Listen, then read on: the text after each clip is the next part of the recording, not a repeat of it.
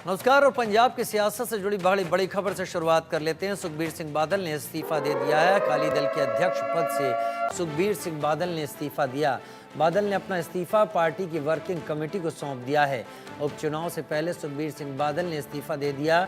शिरोमणि अकाली दल साग के अध्यक्ष पद से इस्तीफा दे दिया। जाने माने नेता प्रकाश सिंह बादल के बेटे शिरोमणि अकाली दल अध्यक्ष सुखबीर सिंह बादल ने अध्यक्ष पद से इस्तीफा दे दिया है। पार्टी की वर्किंग कमेटी को इस्तीफा दिया। बादल ने अपने नेतृत्व में विश्वास जताने पर कार्यकाल के दौरान पूरे दिल से समर्थन और सहयोग देने के लिए पार्टी नेताओं और कार्यकर्ताओं का आभार व्यक्त किया। बता दें कि साल 2008 में सुखबीर सिंह बादल ने शिरोमणि अकाली दल की कमान संभाली थी। बादल ने 16 साल 2 महीने तक अकाली दल के अध्यक्ष के रूप में काम किया। सुखबीर सिंह बादल से पहले उनके पिता प्रकाश सिंह बादल के पास पार्टी की कमान थी।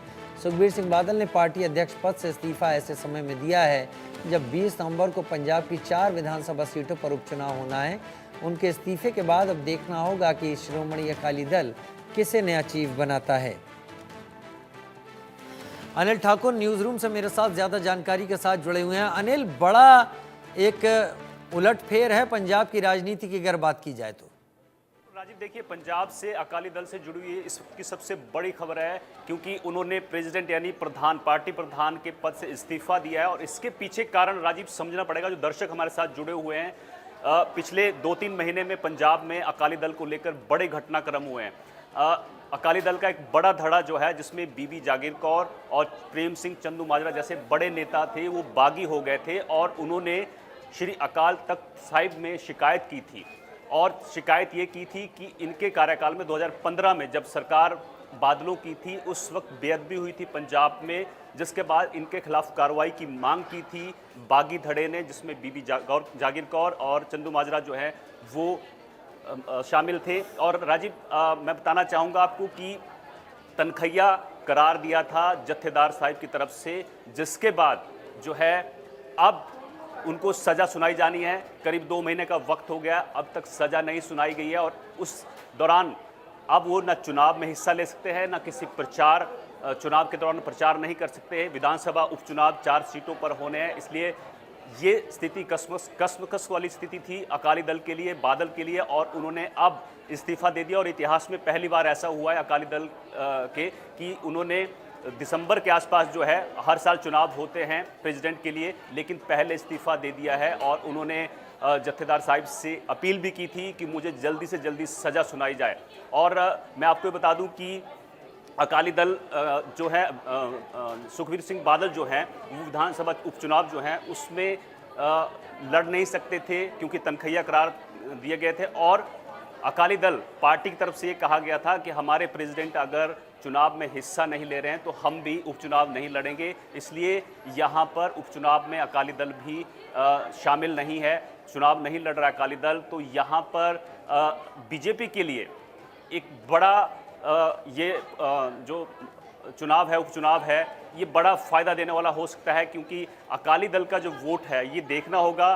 चुनाव के नतीजे 23 तारीख को आएंगे, उसके बाद क्या अकाली दल का वोट जो है वो बीजेपी की तरफ शिफ्ट होता है कि नहीं, क्योंकि अकाली दल जो है उपचुनाव नहीं लड़ रहा है। राजीव, उपचुनाव नहीं लड़ रहा है अकाली दल, लेकिन क्या इस बारे में कुछ पता चल पा रहा है अनिल कि ये प्रकाश सिंह बादल परिवार से हटकर अब नया चीफ कौन होगा? क्योंकि नया चीफ आएगा तो बादल परिवार से अलग होगा, फिर शिरोमणि अकाली दल एक नए कमान के अंतर्गत नई राह पर चलेगी।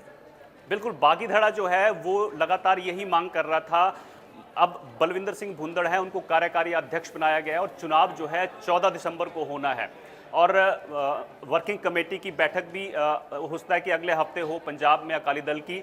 लेकिन पिछले हफ्ते जत्थेदार साहिब ने एक मीटिंग बुलाई थी, बैठक बुलाई थी, जिसमें पंजाब के सिख जर्नलिस्ट हैं वो और इंटेलेक्चुअल्स की चर्चा की गई। और ये अब सुखबीर बादल को सज़ा सुनाई जाएगी। देखिए, सज़ा भी आपको ये सुनाई जा सकती है कि आपको गुरुद्वारे में जाकर सेवा करनी है या फिर पार्टी से भी आपको एक्सपेल कर सकते हैं। सज़ा में ये शामिल रहता है। तो आने वाले वक्त में अकाली दल परिवार से ही कोई प्रधान होगा या फिर कोई दूसरा होगा, इसके लिए हमें 14 दिसंबर तक का इंतजार करना पड़ेगा। राजीव, मान लीजिए उनको सज़ा तुरंत सुना दी जाती है और किसी गुरुद्वारे में जाकर सेवा करने को बोलते हैं, तो क्या इसके बाद सुखबीर सिंह बादल चुनाव लड़ सकते हैं? बिल्कुल, इसके बाद वो किसी भी चुनावी प्रक्रिया में हिस्सा ले सकते हैं, लेकिन अभी नहीं ले सकते जब तक उनको सज़ा नहीं सुनाई जा सकती। उसके बाद वो किसी भी चुनाव में जो है वो हिस्सा ले सकते हैं। और यही अपील जो है सुखबीर सिंह बादल ने पिछले हफ्ते की थी जत्थेदार साहिब से कि मुझे जल्द से जल्द सज़ा सुनाई जाए, लेकिन अभी तक उनको सज़ा नहीं सुनाई गई है राजीव, जिसके चलते विधानसभा उपचुनाव भी नहीं वो लड़ रहे हैं। अनिल, क्या इस सजा को कोई कानूनी वैधता है? क्या एक पैरेलल तरीके से सजा सुनाने का एक तरीका नहीं है? देखिए, ये पंथक रीति और उस हिसाब से अकाली दल जो है अकाल तख्त साहिब की जो भी बातें हैं उनको माननी पड़ती हैं और उस हिसाब से ही पंथक को फॉलो करते हैं। और अकाली दल जो है पंथक पार्टी है।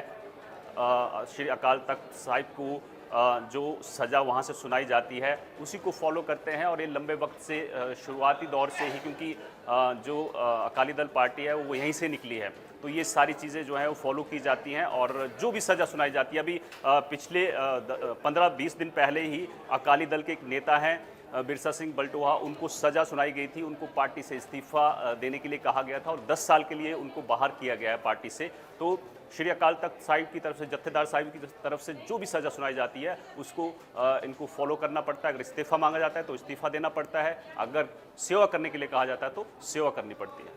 आपने अभी इस राजनीति को लेकर एक बात जोड़ी कि बीजेपी को इसको फ़ायदा हो सकता है अगर बीजेपी यहाँ पर चुनाव लड़ती है, क्योंकि अगर ये चीज़ साफ नहीं होती, ये लोग नहीं लड़ते, पूरी पार्टी मना करती है।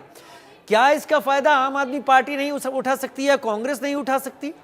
नहीं, कांग्रेस और आम आदमी पार्टी थोड़ा चिंतित है, क्योंकि बीजेपी और शिरोमणि अकाली दल जो है वो करीब 2 दशक तक जो है साथ रहे हैं और उनके नेता, उनके कार्यकर्ता एक दूसरे को जानते हैं। और आपको याद होगा कि लोकसभा चुनाव में भी जो बीजेपी का वोट परसेंटेज थी वो 9% से 18% पहुंच गई थी जब पार्टी अकेले लड़ रही थी।